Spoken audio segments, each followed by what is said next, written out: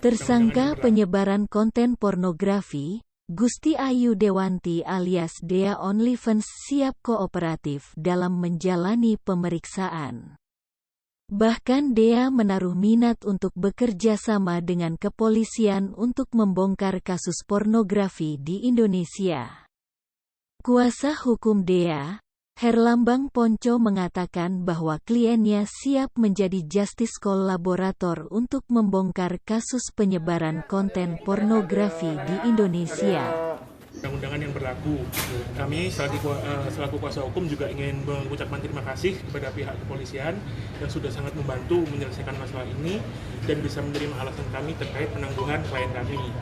Pada intinya klien kami sangat kooperatif, klien kami mengakui semuanya terkait tentang yang ada di video tersebut, yang membuat video tersebut itu memang semuanya dia, tetapi bukan porsi kami, bukan wewenang kami terkait membenarkan atau menyalahkan perlakuan dari seseorang itu. Biarkan nanti prosedur yang menjawab. Pada intinya kami selaku kuasa hukum melihat ada zona abu-abu yang begitu besar di tengah permasalahan ini terkait OnlyFans itu sendiri, karena kami melihat niat, tujuan, dan maksud dari klien kami untuk mengunggah konten tersebut itu spesifik ke satu konten yang namanya OnlyFans. OnlyFans itu sendiri sejatinya tidak diatur, tidak diakui, dan servernya juga nggak ada di Indonesia. Jadi tidak diatur dan tidak diakui di Indonesia, ya kan?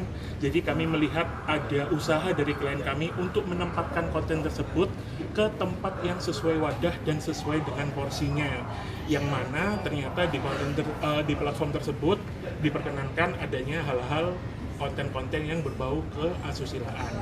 Jadi pada intinya kita tidak mengelak, cuman kita menggarisbawahi ada zona abu-abu yang begitu besar terkait tentang OnlyFans itu sendiri.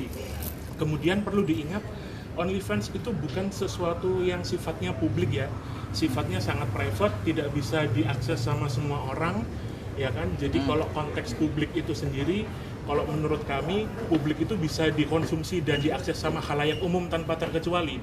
Nah, sedangkan OnlyFans itu kan enggak. OnlyFans itu hanya beberapa orang saja yang bisa mengakses, ya kan? Dan sifatnya tertutup.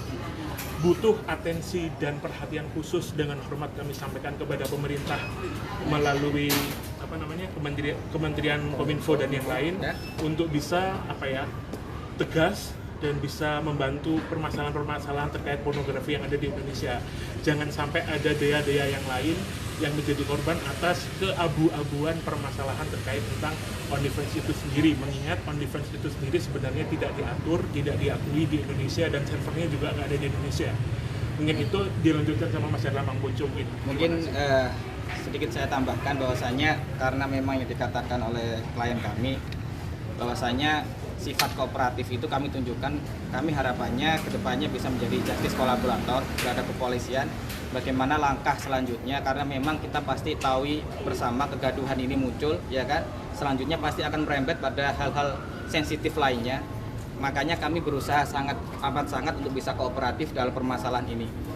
Mungkin selanjutnya untuk sangkaan terhadap pasal yang disangka kepada klien kami, ya kan, yang jelas ada dua hal yang terkait, ya ini terkait Undang-Undang ITE dan juga pornografi. Lebih jelas